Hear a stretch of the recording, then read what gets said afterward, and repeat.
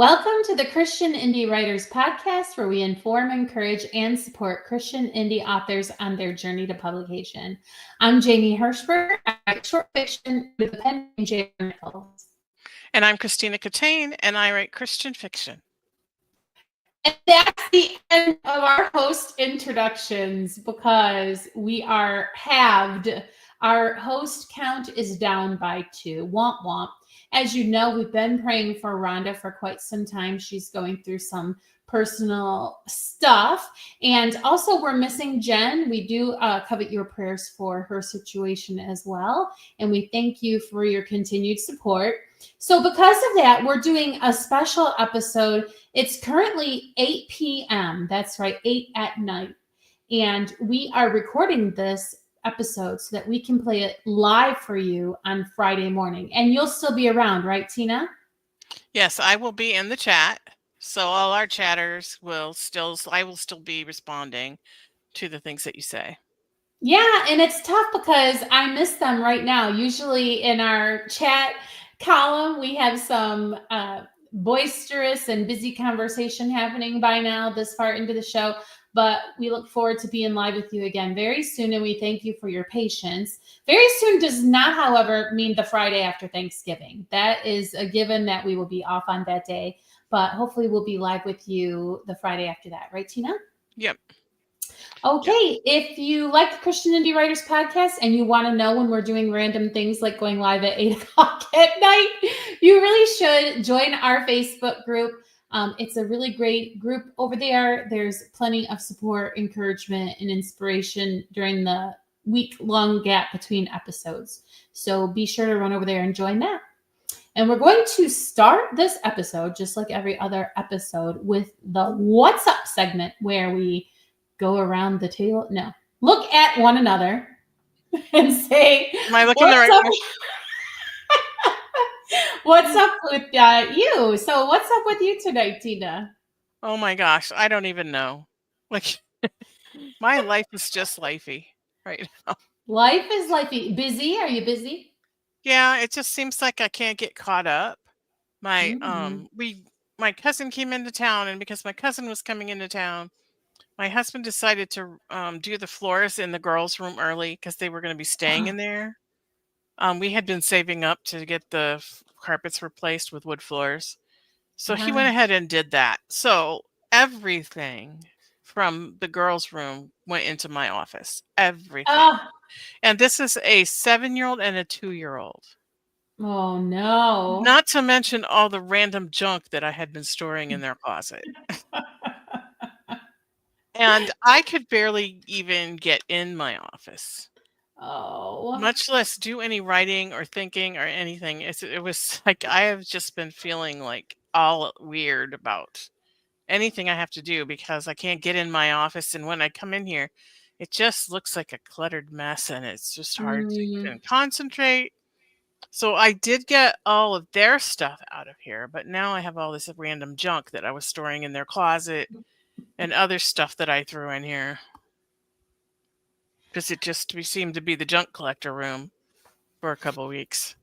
Do you remember those days when you wondered what life would be like when your nest was empty and your kids were grown, and now your little nest is full again?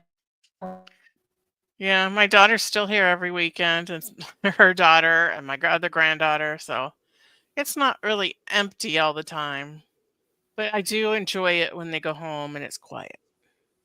Yeah. Did you see my internet just flicker? I hope it holds out for us. Did you see that? Yeah, you kind of went a little warbly a little bit, but I understood what you were saying. So, well, I hope our audience also understood what I was saying, and I hope we make it through the rest of this episode. Me too. So what's up with you? I have a stunning example of girl math for our audience and for you. Okay. Now, I have situational depression, situational anxiety disorder. I don't remember the words that the medical professional used, but basically, like it's a sort of a mental adjustment disorder. That's what it was. And so because my life was all akimbo, I would have like a depressive situation. Well, my life is still a little akimbo. And so occasionally I just feel like maybe I need to go back to that doc and get some meds. Maybe, or maybe I don't. I don't know. And I have these discussions with my friends. And my one friend said, why don't you try some SAM E? Have you heard of SAM E? No. Well, SAM E is a synthetic supplement to mimic something already in the human body. And that's as much as I remember about my learning path, right? And so I was like, well, maybe I'll get some and try it. So I looked and they were like $40. And I Oh no. like, I know. And I was like, well, maybe it would be worth it, even for the placebo effect. So I kind of like put a pin in that idea. And I thought, well, I don't know. Maybe I'll spend the 40, maybe I won't. I had this air fryer I had bought at Aldi. Okay. And I didn't like it because it was too small.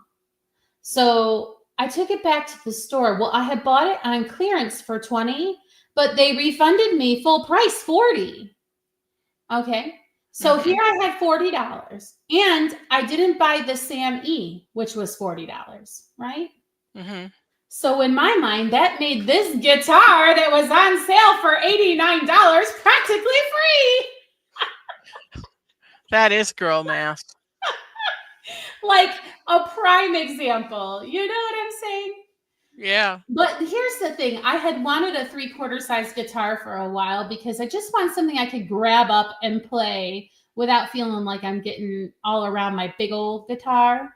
Mhm. Because I have to really work on my chord shapes. Like most people learn a C chord super fast, and it's one of the first chords they learn. But for me, doing the C chord, and plus I still haven't learned to do bar chords. So I'm thinking that if I try on this little baby one, then what I learned can translate into the bigger one. So Fun. that's I my took what's up. I took guitar lessons for about 2 weeks when I don't know, I was in elementary school. Yeah. It And didn't last, my huh? fingers got sore and I didn't want to do it anymore. Oh man, that's really true. But I'm happy with it, and this is what I told myself. If I play it and it makes me as happy as the Sam E would have, Mhm. There you go. there's a win. That's a win-win, right? So You I know what just I gotta thought give was me. gonna make me happy? A new set of knives. And my Ooh, mother has Cutco knives, and they're really nice. And I was thinking, yeah. I think I want some Cutco knives. So I went online to Uh look at huh. the Cut. Yeah, no, I don't want Cutco knives at all. No. Why are they expensive? Oh yeah, yes, very, very expensive. Like I could buy a used car for that amount of money. Wow. Are they worth it though? Do you think? Like, are they lifetime guarantee or something? I got a pair of Swiss Army knives, and they're like kitchen knives. They're Swiss Army knives. I got a Buy set. one, get one free, just pay for shipping. I would have I would have got 5 knives of the Cutco for $879. Wow. Well, I mean, okay, so Or like, I got 15 of the Swiss Army knives for $200. And listen, I feel like yeah, they cut what I need them to cut. yeah, yeah. You know what I'm saying? Like, I do know what you're saying because I feel like sometimes you imagine that a really good knife would be life changing, especially if you do cook a lot, right? And you look at like the chef's knives and you think, do I want that? But then you know what?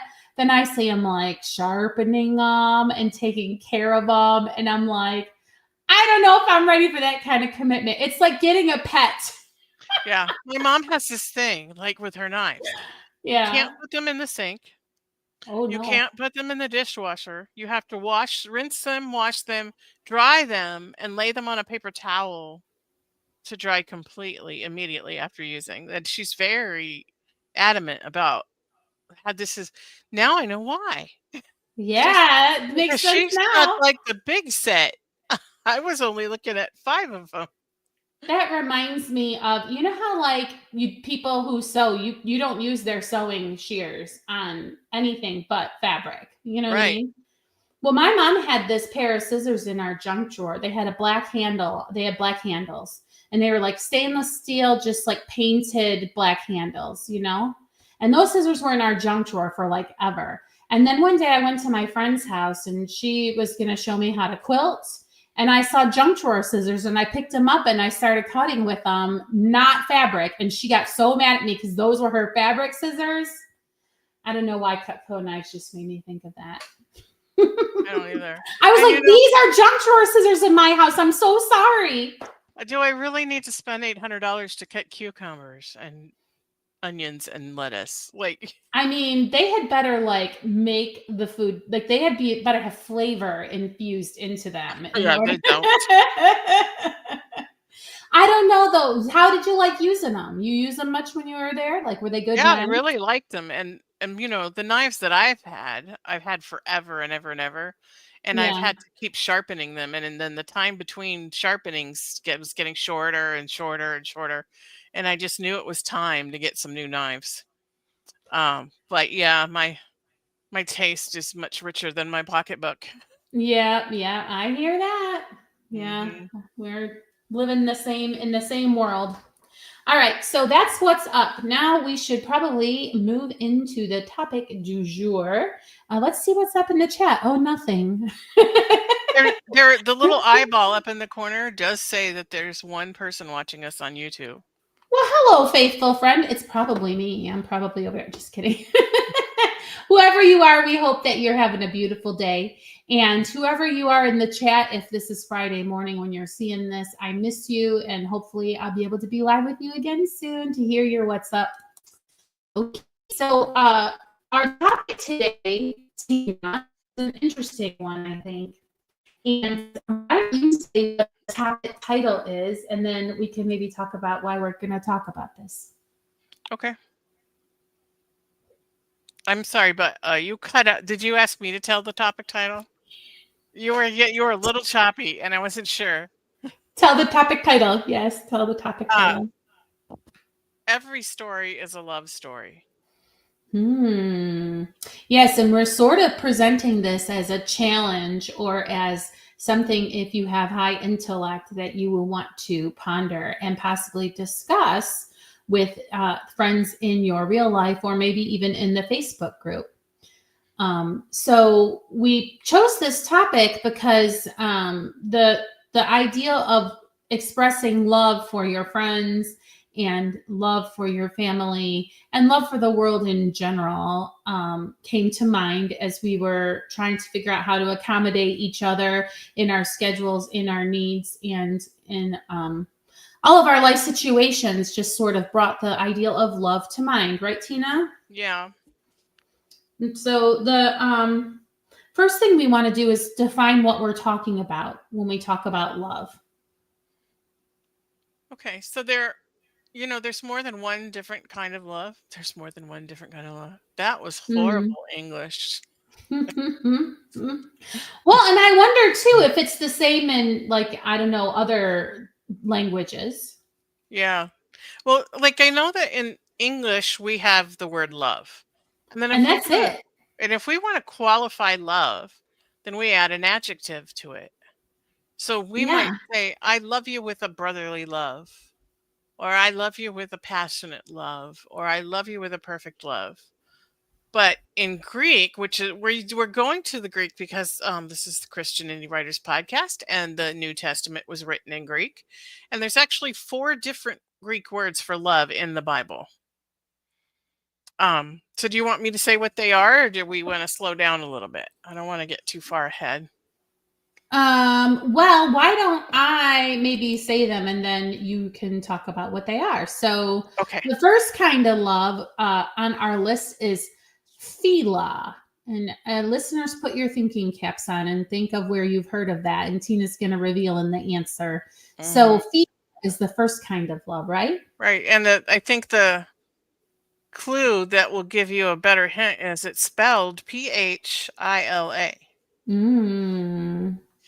And it is brotherly love. So Philadelphia, Delphi is the Greek word for city. So Philadelphia literally means city of brotherly love. You just thought it was a friendly place, didn't you?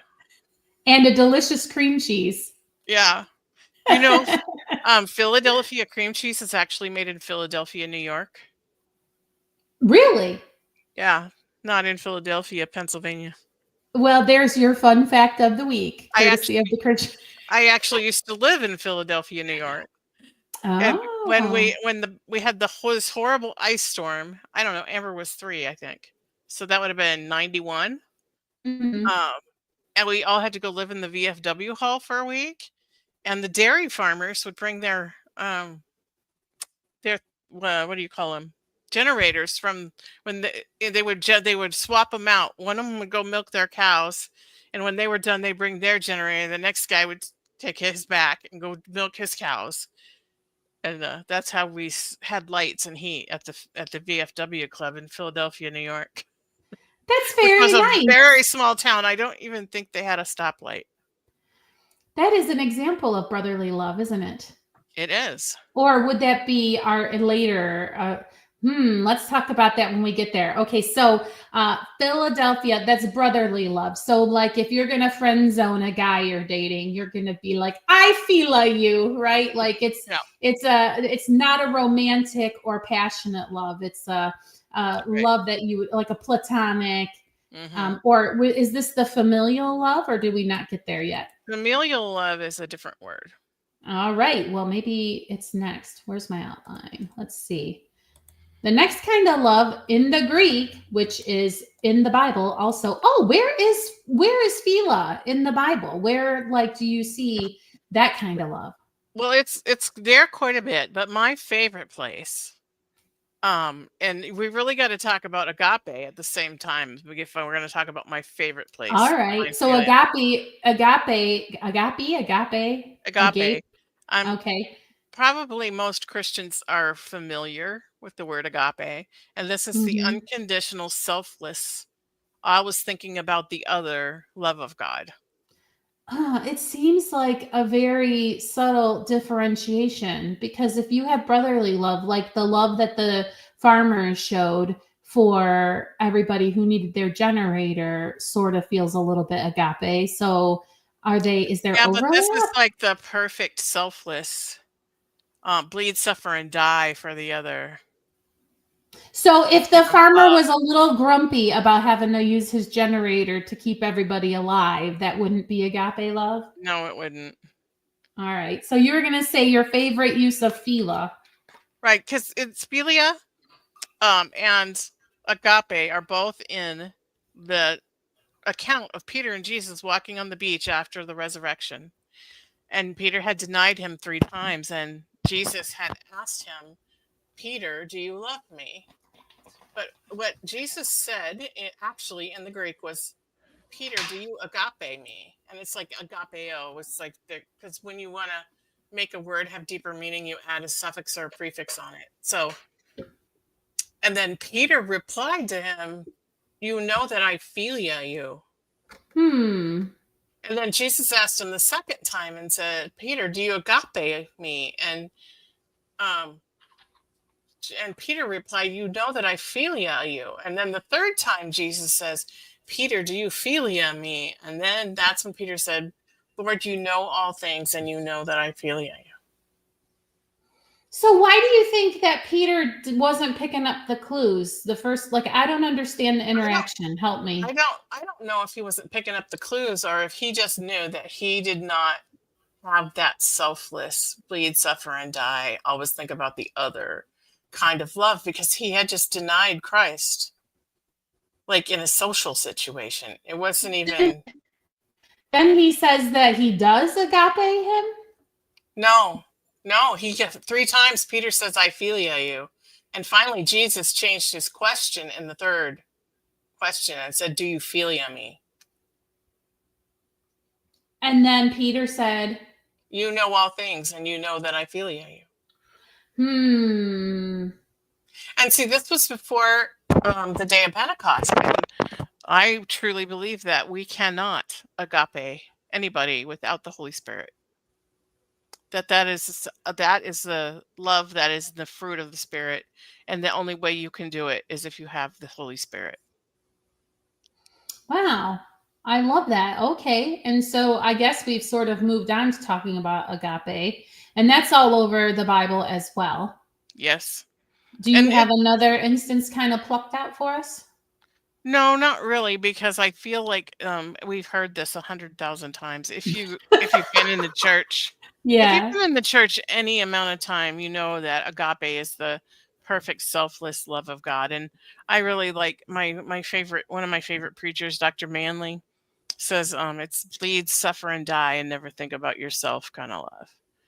And Mm, if you think about it, in the Bible, when the Holy Spirit is speaking, he is always speaking about the Son or the Father. And when mm. Jesus is speaking, he's always speaking about the Father mostly, and sometimes the Holy Spirit. And when the Father is speaking, he's always speaking about the Son and the Spirit. Nice. And even Oh, when Jesus wonderful. when Jesus refers to himself as the Son of Man, he's saying like things like, I'm here to do the will of my Father. My food is Mm. this, to do the will of my Father. These things that I don't do of my own. That is the Father through me that are doing these things. So like they're always deferring to the other in their little community of the Father, Son, and Holy Spirit. Wow.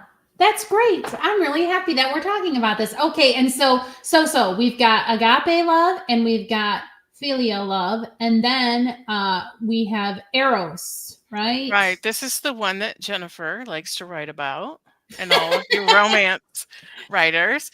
And Yeah. it is the root word for the word erotic, but it does not have to be erotic. It is romantic love.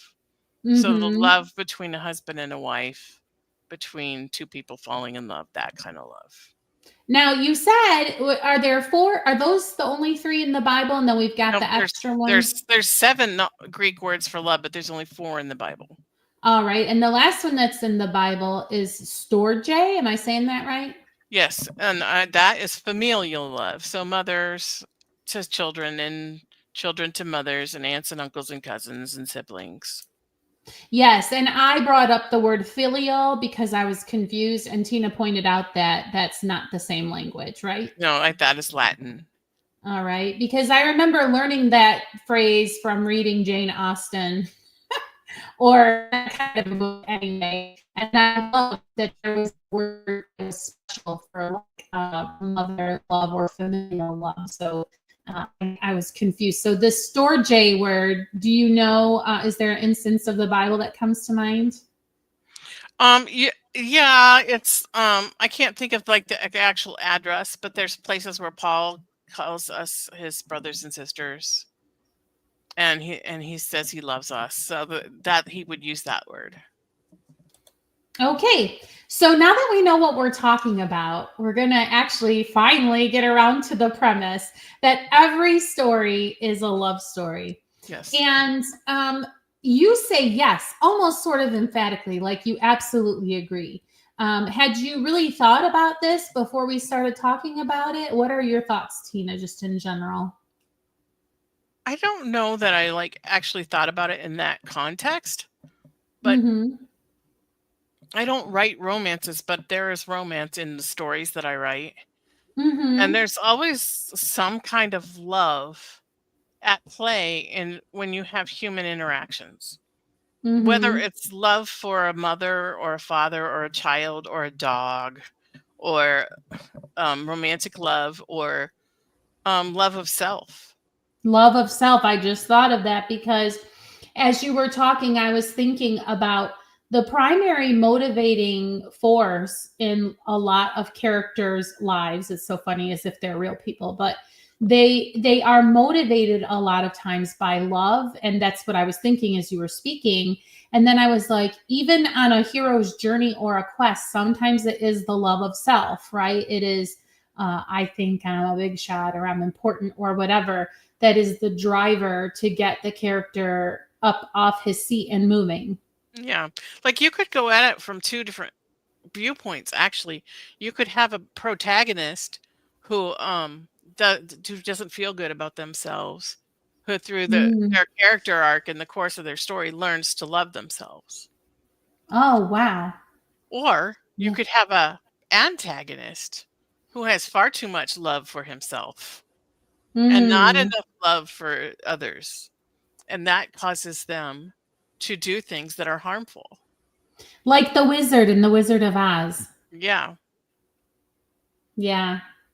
So my contention is that every story is a love story. And I mean, why would anyone be able to make that case, you know? And I think that it's because as we've been sitting here talking, it turns out that like the love is woven throughout, because I cannot even think of a story that doesn't have any love. Possibly The Catcher in the Rye. I I don't even just remember that one. I know I read it, but I don't remember what it's about. Well, you know what? That's very much a love of self book. It's basically a kid who's kind of flunking out of school, and he kind of Is he goes on playing a baseball in a rye field? Because that's in part of it, yeah, like that's why it's called that, right? okay. And I think Because even that's that's what a I picture. memory. So I didn't know if I was losing my mind. But now that I think about it, he does love his little sister. And really, I think it's his overwhelming desire to not disappoint the people that have expectations of him, you know. And I think that those tumultuous years when we're growing up and trying to figure out how to be an adult after being a child, you know, would you say you can find a love story in there, Tina, or is Oh, my theory sure. falling apart? Yeah. Because I have a 2-year-old granddaughter and Mm-hmm. I have a 7-year-old granddaughter. And my 2-year-old granddaughter, the world revolves around her. Hmm. Like she does not have any concept of other people other than what they are for me. You know what I'm saying? Yes. Like mom is comfort. Dad is comfort and fun. Grandma is treats. Like like what it's all about what her needs being met and her desires and her wants and everything revolves around her. And we're not mad at her for that because Right. we know that that is her developmental level. And that Mm-hmm. as she grows, she's going to grow out of that. And then comes my 7-year-old granddaughter, who, like, I can't even tell you how many times she comes up and just hugs me and says, "I love you." Like all the time. And we'll just Aw. be driving in the car and she'll just be saying, "I just love my whole family." So she's like she's in love with everybody right now. Not Mm. romantically, Mm-hmm. but she's discovered this love for others in her Mm. stage of development. And as we grow, our love of self and our love of others is supposed to mature together. And in order to be healthy, we love our neighbor as ourselves. And I Um, think that you're making a good point because all of these coming of age stories is trying to sort those things out, isn't it? yeah, it is. And when we have trauma in our lives or something that happens, and usually in a story, there's something traumatic that happens, Mm-hmm. and that skews that either the love of others or the love of self. Hmm. Well, okay. Now, what about something like Your Murder Mystery? Like, could the argument be made that that's a love story, or does my case fall apart here finally? Well, my detective loves justice. Oh boy. Yeah. And he loves the victims. Like he wants justice for the victims because of his overwhelming compassion and empathy for them, which you could Hmm. argue is love. Yes. Now Well, I wrote mhm. a thing for our sprint today Yeah. that I think is a challenge. I think it's a Hmm. challenge to find a love story in All right. what I That'll wrote be today. fun. But it is definitely a love, like a not a good kind of love Hmm. that's in this story. Well, I really want to get to the sprints because you know that's my favorite part, but I feel like I want to ask you that if I lost it. We're talking story. Oh, the love of justice. So how you categorize that kind of love? Is that kind of that love of justice? You know what I mean? That kind of theoretical love of a concept or love of justice. Repeat the question because you were breaking up a little bit in the middle of it, Oh and no. I didn't hear it exactly. Well, you said that your detective loves justice. So if you're going to put that in the Greek, which of the loves would you pick? Oh, in the Greek. Oh, I don't know. That's a good one. Yeah. It might be one of the other kinds of loves that aren't in the Bible. I don't Oh. know. I'd have to go back and look at them and look at Yeah, their let me look definition. at that list. Yeah, let's see. But Pragma? No. That is love that has matured over time. So pragma would be people who've been married for a really long time and are experiencing that special kind of love. There's ludus, but that's playful love, Ludus. And then mania? No. Well, I that's just an feel like interesting question. it's kind of like a love of neighbor kind of thing. And Mm. so maybe a form of agape because his love for the victims is what drives his love for justice, but also his own story, where he lost his own daughter, Yeah. also drives that. So, and so maybe it's not. I mean, maybe it's more of a need than a love, but I still think it could be argued that it's love. I agree because that makes my case stronger instead of weaker. So of course that's the way. What about the character types from the previous episode that we talked about? You remember Mhm. from the The auto thematic crit? characters and the other one, Yeah. And how do they factor when you're thinking about this concept of love and your story? right? Well, I think that maybe the core characters are that's their role in the story, and I think you Mhm. can use love to develop their character. So, like, Oh. the relationship character could very well have brotherly love. Maybe they're a mentor. Maybe they have family love for the antagonist for the protagonist. Maybe they're a lover of the maybe it's Eros, you know? Mm. So it could be any of those. The distraction character is acting when like it's I have heard it recently said that jealousy comes out of pride, and pride is actually comes from a lack of self-worth. Hmm. Well, that's And it was interesting like a too. lot that's like a whole episode in and of itself. So, but if the distraction character is trying to lead people astray, Mhm. it could be because of their own lack of certainty about themselves, and it comes out as pride, and then it shows up as jealousy. Hmm. Well, that's very interesting. And as you're talking, I'm wondering how I struggle to find words and to figure out how in the world a novel could be 80,000 80,000 pages, 80,000 words long. And it's possible that if there's somebody out there who's struggling with that and wondering what sorts of things would build out a story and not feel like a waste of space, is to examine the love story of each of those characters that you have and to see if the plot can be enriched and your world be more real to your reader if you explore how they love and who they love and what they love. Hmm.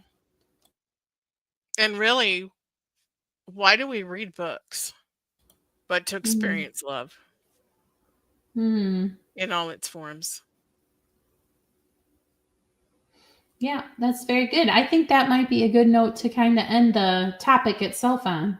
Yeah, But before we go on, I want to like go back in time to the what's up. Tina, it was your birthday, wasn't it? it was. Yes, Happy birthday. Did you it do was the anything fun? anniversary of my 38th birthday. Did you do anything fun? No, we went out to eat, Ooh. and we just went to a diner because I know because I'm on this strict eating regimen, and I know that I could get a large salad with steak on it, and that it Mm. would be in the right proportions of what I'm supposed to have. So that we just went up the street to a diner for my birthday. Well, happy birthday to And I you. did get myself a knife set, a Swiss Army knife set. It actually says Swiss Army on it, but they're not pocket knives. They're kitchen knives. And with that, we have come full circle. Hmm. Yes. All right. Well, thanks for sharing about your birthday, and thanks for teaching me a little bit about biblical love. I think that even if we can't firmly say that every single story is a love story, many of like cannot think of a book that doesn't have any love elements in it. Even horror stories, there is love that comes through in somewhere in the plot line. Yeah, All right. I agree. So now we get to hear your story that you say is a challenge to the notion that stories have a love component. Did you get beginning, middle, and end? Barely. All right. Well, let me introduce the concept to the audience. If you've never joined us before, we set a timer before the show and we spend 15 minutes writing to a prompt. Then we bring these unedited stories to the podcast and we read them to you, our caring and loving audience. And then because they haven't been edited in any way, we only give positive feedback on these stories. So, Tina, what was our prompt this week? Blackmail, result, it was 5 words, sorry. Blackmail, result, delayed, discrimination, and item. And you're supposed to use these all in your story. And I don't think I used any of them. Okay, which is interesting because I would have thought, did you pick these words to make it easy for you to write in your genre, Tina? No, I didn't. It's randomwordgenerator.com. I click the button and I use whatever random words they give me. All right. So that's whose fault it is. And I have homework from my book coach to write a backstory for my bad guy. Oh. So that's what this is. All right. How exciting. That's why I was like, I think it might be a little dark. So if you don't like dark, now would be a good time to turn it down. Okay. I don't know. I feel like I should give a trigger warning here. All right. Okay. The room thrummed with power as the men chanted in the ancient language. The hairs on Ivan's arms stood on end and his heart hammered in his chest. His father stood inside the circle, a look of rapture on his face. Ivan's mind swung between terror and elation as the tempo of the chanting increased, and the men raised their arms and voices. Electricity sparked across the night sky, and distant thunder lent its booming to the voices until Ivan felt the beat of it in his stomach. For a moment, Ivan forgot that he wasn't supposed to be here, and almost came out from the bushes where he was hiding. From the core of his being, Ivan longed to be a part of whatever this was. Fresh jealousy surged inside him when he thought about the look his older brother Igor had shot him on the way out the door. Father had said that Igor was to come tonight. Igor was to be the guest of honor. Their mother had argued, shouted, threatened, and then ultimately wept, begging their father not to take Igor. For what reason, even Ivan couldn't determine. But whatever was happening, it had to be important. It had to be big. And the thing inside of him that couldn't stand for his brother to know or get something he didn't had drove him through his bedroom window and out into the dark forest, following just close enough behind his father and brother so as not to lose sight of the light of the torch. Ivan bit down on his cheeks to keep from shouting out in excitement. He rocked on his knees but kept himself from bursting into the circle with the others. But where was Igor? He couldn't see him amongst the others. Ivan wanted to see his face, know if he was feeling what Ivan was feeling, see the rapture on his face. Then his father lifted a knife high above his head, holding it with 2 hands, shouting out to Dracon to accept his sacrifice and bless him. Then he plunged the knife downward and blood sprayed. Ivan lost all control. He ran forward, pushing his way through the others until he stood at his father's side. That is when he finally saw the face of his brother, lying across the altar, his face pale and his eyes wide and staring. And he saw the blood draining from his neck into the bowl below the altar, and his father was screaming in rapture. Ivan fell to his knees and looked up at the Drakon carving. His eyes glowed red with fire, and it was then that Ivan knew he'd found the answer to all the longings that coursed within him. Well, okay, so first of all, the writing was great. I love that he internalized the thunder into his stomach. That was a line. And then there was a line before that, even that got me. It was a descriptive situation that you did so well. That's typically where your work really shines, is you pick just the right things to focus on and describe for us so it doesn't become overwhelming. Yes, dark, that's not necessarily criticism, because what we're learning here is why he is the way he is. And I think that the whole scene is people are self-love. Like, I think that's the root of idolatry, don't you? Yeah. Because it's a seeking of power that humans have no business messing with. And I think that that's what drives them into darkness that way. Yeah. Yeah, and it was interesting to me that he I say this as if I didn't have control of him, right? That he felt no sadness or grief or horror at the fact that his brother was dead. Mm-hmm. But suddenly he realized this was what he'd been longing for. This power that he saw coming, that he perceived was coming from this statue. Yeah, well, he obviously hated his brother from way back, and probably was groomed to be able to accept something like that based on what kind of father they have. I'd be curious to know about the mother. The mother wept and pleaded, but I wonder, I mean, she knew what was going on, but is she an adherent, or do women have a different role to play? Or did she please take the other son? Like, I'm curious to know. In my mind, she was having a moment of weakness. Oh, okay. Like she's a follower of Drakon, but then when it comes to the moment where they have to take their son, because part of worshiping him is to sacrifice your firstborn son. Wow, that's a bummer. How old are these boys? I haven't decided. Old enough to run off into the forest after his dad by himself. Yeah. Well, which could be surprisingly young. Yeah. That's I don't interesting. know. I pictured kind of grown men, like, you know what I mean? Like, Yeah. I was picturing men, but I mean, you know, you can be a boy that looks like a man. But I was picturing boys, maybe tweeners. yeah. Like tween age. All right. And how do you feel about how this exercise went for your purposes of your book development? It's a little, I feel a lot like Ivan. I'm a little bit terrified and I'm a little bit excited Yeah. about the because one of the things that my book coach said is that I needed a bigger arc for my bad guy. And we needed to know why he was doing what he was doing. And so, like, it's a little bit scary to delve into this demon possessed man and try to figure him out and why he is the way he is.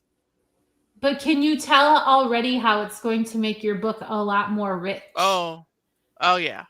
Yes, For there's a sure. lot Like, more to even if mine I from don't it. put this scene in the book, even if I don't put any part of it in the book, it's gonna be in his character.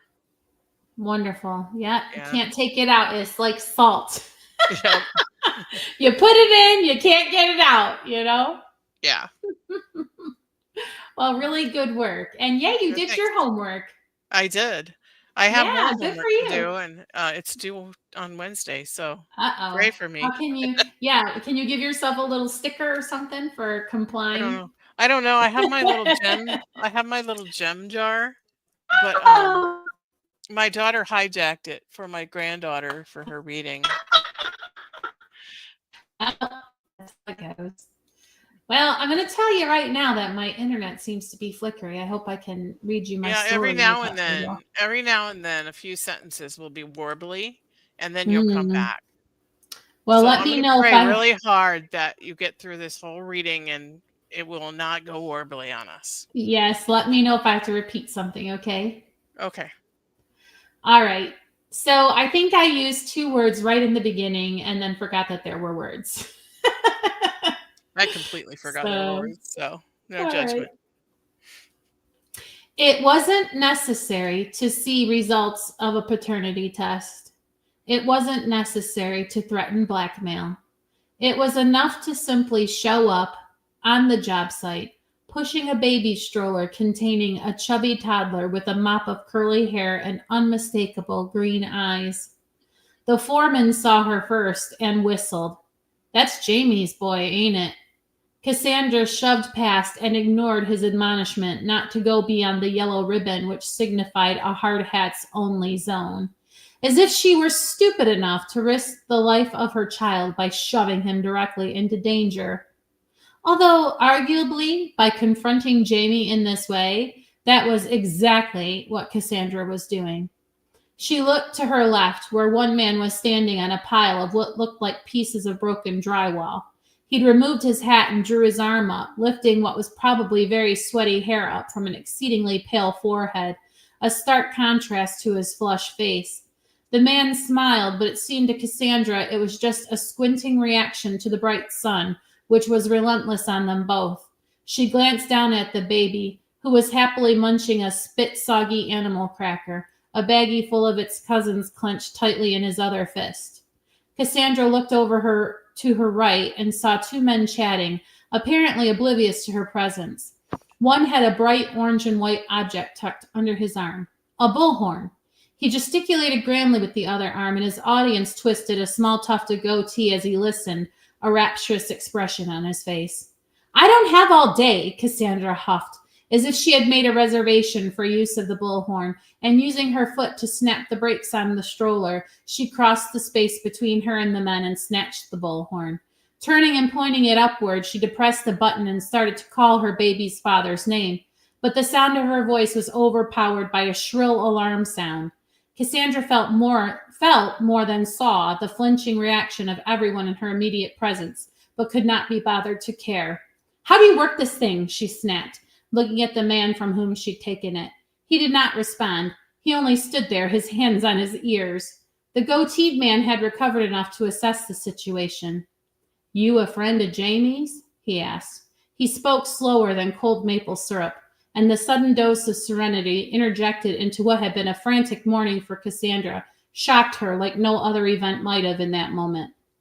A friend? She half asked, half said. She looked at her boy, who gazed at her, smiled, offering her a bite of his soggy cookie. Cassandra looked back at the men, looked into the hazel eyes of the one with the tiny goatee, which was one loving care of its owner. Okay, you went warbly on us. What did you hear last? The man with the goatee. She looked in the eyes of the man with the goatee. Which was the goatee, which was once again receiving tender, loving care from the hand of its owner. She looked at the smaller man, the bullhorn owner, whose arms were still raised in a defensive posture. His eyes were filled with fear. What am I doing here? Cassie wondered. A friend, she finally sighed, and tried on a thin, tight smile. Yes, Jamie is my friend. And then the timer went off. In fact, the timer went off about 30 seconds before that, but I just had to wrap it up. I'm glad I made you go back because I love that part about him. Tenderly stroking his goatee. Yes. I can picture about 10 people I know. If I were a man and I had that, I know I would be someone who would stroke my goatee for sure. 100%. Yeah, and a lot of men seem to have them these days. What's up with that? That's a whole nother episode. Tune in next week. Special edition of the Christian Indie Writers podcast. What you want to know what's funny? Yes, because my friend and I, we happened to see the same haircut on young men. Like everywhere we turned, the same haircut was popping up everywhere. Isn't that funny? Yeah. So yeah, trends in facial hair kind of somehow people get the message. And 2 of my boys are really struggle to grow facial hair. And I think they should just give up. That's great. All right. Well, we have only one segment left to do. Excuse me. That's what's next. What's next, Tina, for you? Well, I have homework from my book coach. I Mm. have that, and I have to write. This is really hard. I have to write why I am the right person to write my story. Oh. I have to write a little mini essay. Hmm. And my daughter has given me reasons, and my husband has given me reasons, but I feel like it has to be my reason, and I don't know. Like, I can't, like, grab hold of one thing that I'm like, "This is why it has to be me." I just keep going back to, "Well, I needed to write a 3rd book," you know? Hmm. So I'm really Mm-hmm. struggling with that one. And then I turn in my homework on Wednesday, and we're meeting on Friday, so I'm excited about that, and I'll let you know how it goes. Well, that sounds really exciting. I do hope that you can find, because I feel like this exercise is one of those deals where it's kind of tricking you into doing a better job and also having stick to itiveness, because once you internalize that you are the person to write the story, Yeah. it feels like it will do something for you, if that makes any sense, right? Like, Yeah. yeah. I guess maybe I need to go back and say, why does this story even need to be written? Mm. Because then maybe I'll know why I have to be the one to write it. It sounds I like don't know. you're I brainstorming, like I'm info sorry. dumping. You Oh, just cut out. I said it sounds like you're kind of brainstorming internally. I am. I am, and I have to write it tomorrow because it's due on Wednesday. So, and I've been thinking about it for 2 weeks. So something's gonna have to come out. I'm gonna sprint it. That's what I'm gonna You do. should sprint it, I'm just absolutely. And then gonna I wonder sprint what will it, come and I'm out. gonna see what comes out. And if it's totally like wacko, I won't turn it in. The sprint, I mean. I think you should still turn it in, because I think your book coach would be able to do something with it, Maybe. even if it's wacko. Because I often joke and say I don't know what I'm thinking until I write it down. So maybe I just need to write it down. Listen, you just have to do the assignment. You don't have to necessarily get an A plus. That's true. C's get A- degrees. And I feel like even if I don't know, that she's gonna know. It's like when I was at my therapist and we were talking about core beliefs, the core false beliefs that you have. Mhm, And she mhm. gave me this homework to figure out my core false belief. And I was like, I can't figure it out. And she goes, "You want me to tell you what it is?" I was like, "Yes, please." That's great. I'm Oh, like, that's I'm hoping she'll awesome. do that number on me on Friday. Yeah. So what's up with you, Well, Jamie? okay, so I feel like cautious to say, but I've actually been opening some of my writing files. Oh, I know. So I'm actually feeling like I might be willing to start doing some of this enormous pile of work that's in front of me, because when you were talking just now about why do you need to be the one to write this story, like I pretended if I had to answer that question. And frankly, I'm the only one that can. Literally, at this point, I have so much work trapped up inside of my head that is just not available for people to look at or read. And but anyway, I'm that makes sense. feeling, yeah, like I'm almost to the point where I want to do the work. It's difficult though, because I told you about considering buying the Sammy supplements and playing my guitar and stuff. It's really difficult to want to do anything in my current season of life.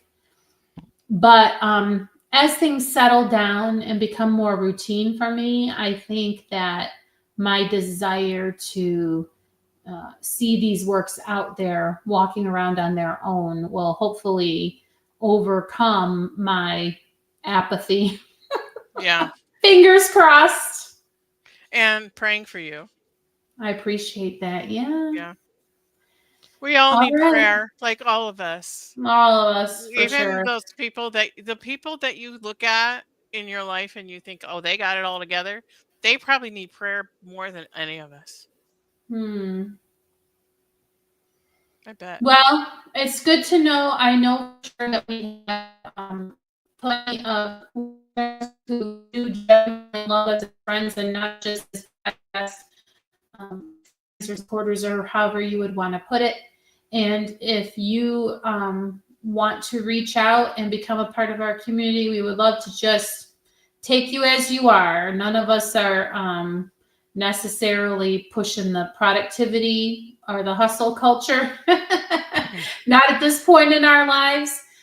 If you need that, I'm sure there's someone in the group who could give that to you, but we welcome you with open arms if you want to come hang out with us. And on that note, have a happy Thanksgiving, right, Tina? Oh yeah. Yeah. And Yeah. thanks for joining us. I think we've got it all covered there, Tina. I think we do. All right. So that concludes this episode of the Christian Indie Writers Podcast. Until next time, may your pen be prolific, may your deadlines be met, and may all of your words honor Christ. Bye.